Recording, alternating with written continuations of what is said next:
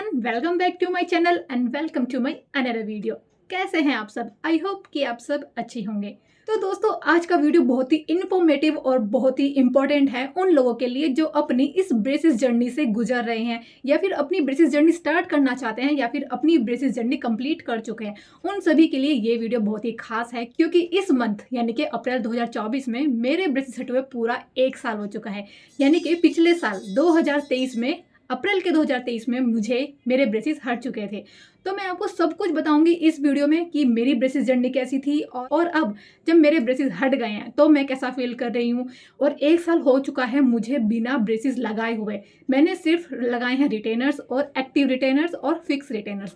तो इनको लगाने के बाद मेरी जर्नी कैसी रही है, मुझे क्या क्या दिक्कत हुई है या मुझे क्या क्या परेशानियां फेस करनी पड़ी है, मैं इन चीज़ों से फ्रस्ट्रेट हूँ या नहीं, इन सब का आंसर आपको इस वीडियो में मिलेगा। तो बने रहिएगा और देखते रहिएगा एंड तक। लेकिन इस वीडियो को स्टार्ट करने से पहले मैं आपको बताती हूँ वो अपने बेसिक से क्वेश्चन जो मुझे हर वीडियोस में पूछे जाते हैं। और जो मेरे पहले व्यूअर्स हैं उनको पता होगा कि मैं किन क्वेश्चनों की बात कर रही हूँ। लेकिन जो नए व्यूअर्स आते हैं ना, जो नए लोग आते हैं चैनल पे, तो वो सब पूछते हैं, तो उनके रिप्लाई में ना करूँ, उनके कमेंट्स मुझे बार बार ना आए, इसलिए मैं उनके सबसे पहले आंसर कर देती हूँ जो मुझसे हर वीडियो से पूछे जाते हैं।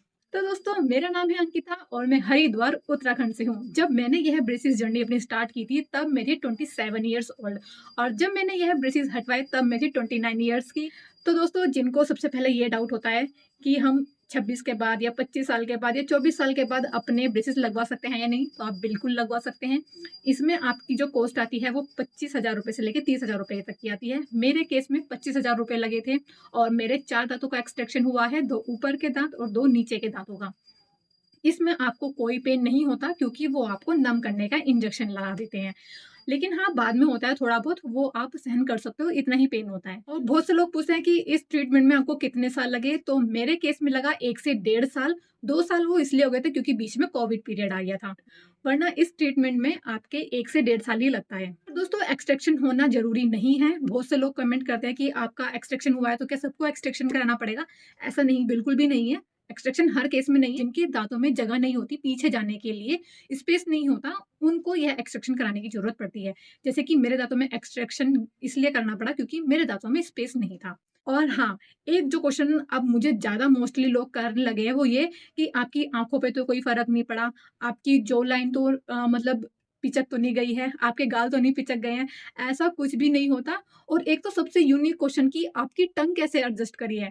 ऐसा कुछ भी नहीं होता, वो सब नेचुरल तरीके से हो जाता है। जब आप एक्सट्रैक्ट करवाते हो अपने दाँत तो ऐसा नहीं होता कि मुँह छोटा हो जाता है तो हमारी जीभ बाहर आ जाएगी, ऐसा कुछ नहीं होता।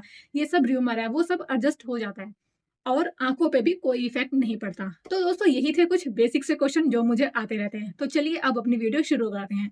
तो दोस्तों, जैसे मैंने आपको बताया कि अब 1 साल हो चुका है मेरे दाँतों से ब्रेसिस हटे हुए, और मुझे क्या-क्या प्रॉब्लम आई है या मुझे क्या-क्या परेशानियाँ फेस करनी पड़ी हैं। और जैसे कि मैंने आपको बताया कि मैंने पूरे 1 साल रिटेनर्स अपने पंक्चुअली पहने हैं या नहीं, उनको कंटिन्यू करा है या नहीं, ये सब मैं इस वीडियो में बताऊँगी। तो देखिए दोस्तों, जैसे मैंने आपको दिखा रही हूँ और आपको बोलते हुए भी मेरे दाँतों में दिख रहा होगा कि अब मेरे दाँत जब ब्रेसेस हटे थे लास्ट टाइम बिल्कुल उसी पोज़ीशन पे है और 1 ईयर कंप्लीट हो चुका है।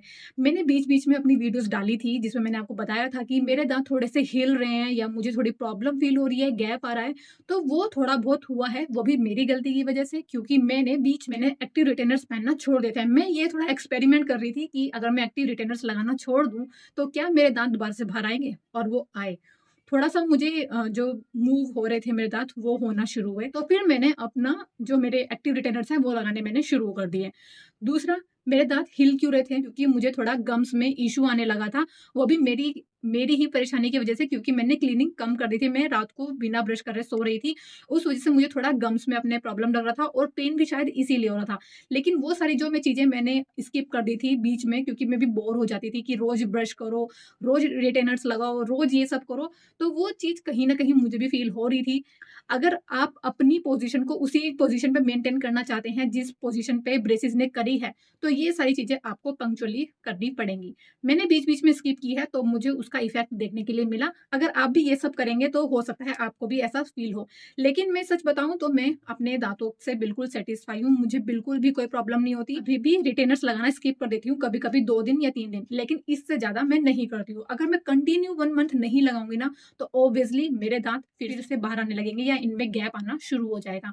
तो जैसे मैंने पहले भी अपनी कई वीडियोज़ में बताया कि retainer is the most equipment है, बहुत ही पावरफुल इक्विपमेंट है कि आपको अपने दाँतों को फिक्स करने के लिए सेम पोज़ीशन। बहुत से लोग कह रहे हैं कि कैसे हम 1 साल तक मतलब होल लाइफ रिटेनर्स पहन सकते हैं या कैसे हम ये सब करेंगे? तो देखिए दोस्तों, जैसे मैंने पहले भी कहा है कि कुछ पाने के लिए कुछ खोना ज़रूर पड़ता है।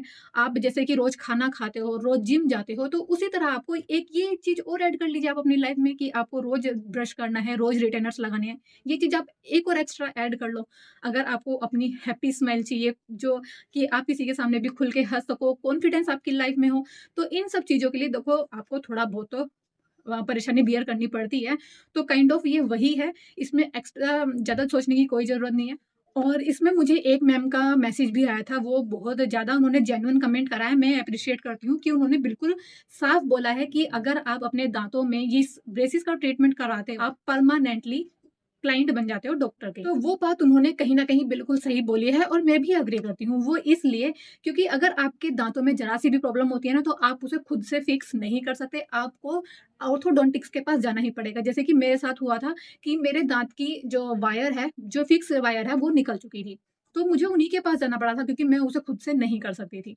तो आपको कहीं भी ना कभी तो डॉक्टर के जाना पड़ेगा ही। ऐसा नहीं होगा कि आपने एक बार ट्रीटमेंट ले लिया है, कंप्लीट हो गया, तो अब आप कभी ऑर्थोडोंटिक्स के पास नहीं जाएँगे। नहीं, ऐसा नहीं होगा। आपको उनको हो सकता है कि लाइफ़ टाइम उनके आपको चक्कर लगाने पड़ें।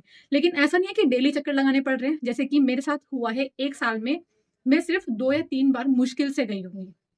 वो भी इसी वजह से कि मुझे जो थोड़ा अपना प्रॉब्लम्स हो रहे थे पर्सनली उनको क्लियर करने के लिए और एक बार जो मेरी वायर निकल गई थी उसके लिए। 1 साल में अगर आप 2-3 बार डॉक्टर के जा रहे हो तो उसमें कौन-सी बड़ी बात है। हम वैसे भी डॉक्टरों के चक्कर लगाते रहते हैं। इतनी हमारी जो लाइफ़ है अनहेल्दी, मैं तो बिल्कुल कहूँगी अनहेल्दी लाइफ़ होती है आजकल की हमारी। तो उसमें हम वैसे ही कितना डॉक्टरों के चक्कर लगाते रहते हैं, मेडिसिन्स खाते रहते हैं। तो इसमें तो आपको कुछ अंदर भी नहीं कोई मेडिसिन वगैरह इनटेक नहीं करनी होती। बस आपको ऊपर जो आपका ऊपर-ऊपर का चेकअप ही आपको कराना होता है, उसमें मुझे कोई दिक्कत नहीं लगती। बाकी आपका अपना पर्सनल ओपिनियन है, अगर आप बियर कर सकते हैं ये सारी चीज़ें, तो आप बिल्कुल अपना ट्रीटमेंट ले सकते हैं। दूसरा ये बात आती है कि आपके दाँत वीक हो जाते हैं, तो देखो दाँत वीक तो नहीं होते हैं, मैं वीक तो नहीं कहूँगी, लेकिन हाँ, आपके दाँत उतने स्ट्रॉन्ग भी नहीं रहते जितने आपके नेचुरली दाँत जिस पोज़ीशन पे आपके होते हैं ना, अब आप उनको मूव करा रहे हो, तो थोड़ा बहुत 19-20 आपके दाँतों में फ़र्क आता है और आपके दाँत उतने स्ट्रॉन्ग भी नहीं रहते। ये मुझे भी फ़ील हुआ है और मैं आपको वो क्लियरली बता रही हूँ। और हाँ, अगर आप कहीं न कहीं डॉक्टर से ये सारी चीज़ें क्लियर पूछेंगे ना, कट टू कट पूछेंगे, तो वो भी आपको कभी हाँ नहीं बोलेंगे इस चीज़ के लिए कि आपको लाइफ़ टाइम हमारे चक्कर लगाने पड़ेंगे या आपको दाँत आपके वीक हो जाएँगे। इन चीज़ों का वो कभी भी आपको क्लियर जवाब नहीं देंगे। क्योंकि भाई वो उनका बिज़नेस है, अगर वो आपको इतने क्लियरली जवाब देने लगे तो उनसे कौन ये ट्रीटमेंट कराएगा?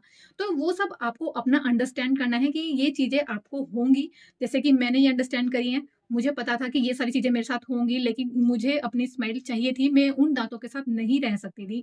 तो इसलिए मैंने वो चेंज करा और ये रिस्क लिया 4 दाँत निकलवाने का और मैं बिल्कुल भी मैं आपको पहले भी बोल चुकी हूँ, मैं बिल्कुल भी ये नहीं कहूँगी कि मैं अनहैप्पी हूँ, मैं बहुत खुश हूँ। जितने भी टाइम के लिए मेरे दाँत रहेंगे, मैं कुछ ज़िंदगी के पल तो अपने हँसी के साथ और कॉन्फिडेंस के साथ और खुशी के साथ मैंने बिताए हैं। वरना जो मेरे अभी 25-26 साल निकले हैं, जिनके दाँत बाहर हैं, वो इस चीज़ को समझ पा रहे होंगे कि वो कितने अंडर कॉन्फिडेंट रहते हैं और कितना ज़्यादा उनको सहन करना पड़ता है, ये सब चीज़ें उनको फ़ील होती हैं। मैं बहुत अच्छे से समझ सकती हूँ क्योंकि मेरे साथ ये सब होता था, तो मैं बिल्कुल आपको कहूँगी अगर आप उन चीज़ों से निकलना चाहते हैं और एक अच्छी स्मेल पाना चाहते हैं, तो आप बिल्कुल ब्रेसिस का ट्रीटमेंट लीजिए। आप वो सारी परेशानियाँ झेल सकते हैं, कंटिन्यू कर सकते हैं अपनी लाइफ में, तो आप बिल्कुल ब्रेसिस का ट्रीटमेंट लीजिए। और यहाँ मैं आपको एक चीज़ बताऊँगी कि बहुत से लोग ना छोटी-छोटी चीज़ों के लिए जैसे मान लीजिए दाँत के ऊपर दाँत है या फिर माइनर सा गैप है, अगर इन सब चीज़ों के लिए आप ट्रीटमेंट ले रहे हैं ब्रेसिस का, तो वो आप बिल्कुल मत लीजिए। मुझे नहीं लगता ब्रेसिस का ट्रीटमेंट लेना ज़रूरी है, क्योंकि वो तो बहुत माइनर सी चीज़ें हैं जिनको आप ईज़िली अपने ज़िंदगी में कंटिन्यू कर सकते हैं, उससे कोई आपको दिक्कत नहीं होती। लेकिन जिनके दाँत बहुत ही ज़्यादा बाहर हैं, वो खुल के हँस नहीं पाते हैं और उनको अपनी स्माइल को लेके बहुत ज़्यादा अंडर कॉन्फिडेंट रहते हैं, सिर्फ़ मैं उन्हीं को सजेशन दूँगी कि आप ब्रेसिस का ट्रीटमेंट लीजिए। छोटी-मोटी चीज़ों के लिए कि आप बीच के दाँतों में थोड़ा-सा गैप आ रहा है, दाँत के ऊपर दाँत है या फिर थोड़े से टेढ़े-मेढ़े दाँत हैं, तो इन सब चीज़ों के लिए मैं आपको सजेस्ट नहीं करूँगी कि आप ब्रेसिस का ट्रीटमेंट लीजिए। आपको सिर्फ़ और सिर्फ़ तभी ब्रेसिस का ट्रीटमेंट लेना चाहिए जब आपके दाँत बहुत ही ज़्यादा बाहर हैं, बहुत ही ज़्यादा वियर्ड हैं, सामने वाला आपको देखते ही अजीब-सा मुँह बना लेता है, तो उन कंडीशंस में मैं कहूँगी कि आपको ट्रीटमेंट लेना चाहिए। बाकी और किसी कंडीशन में मैं किसी को सजेस्ट नहीं करूँगी कि आप ब्रेसिस का ट्रीटमेंट लीजिए। और दूसरी बात, सिर्फ़ आप मेरे कहने से ये ट्रीटमेंट मत लीजिए, आप पहले पूरा अपना चेकअप कराइए, ऑर्थोडोंटिक से पूरा कंसर्न करिए, जो भी आपके मन में डाउट्स हैं वो सारे क्लियर करिए, उसके बाद ही अपना ये ट्रीटमेंट आगे बढ़िए। ये मत सोचिए कि मुझे पॉजिटिव रिजल्ट्स मिले हैं या मेरी स्माइल अच्छी हो गई है, तो हमें ये देखा-देखी में कर लेना चाहिए। ऐसा मैं आपको बिल्कुल भी नहीं बोलूँगी, क्योंकि मेरे साथ पहले एक बार हो चुका है। मैंने आपको पहले भी बताया कि मैंने सिर्फ़ ये देख के कि भोसों की स्माइल अच्छी हुई है, तो मैंने वो डॉक्टर को ज़्यादा वेरीफ़ाई नहीं किया और ऐसे ही ट्रीटमेंट ले लिया।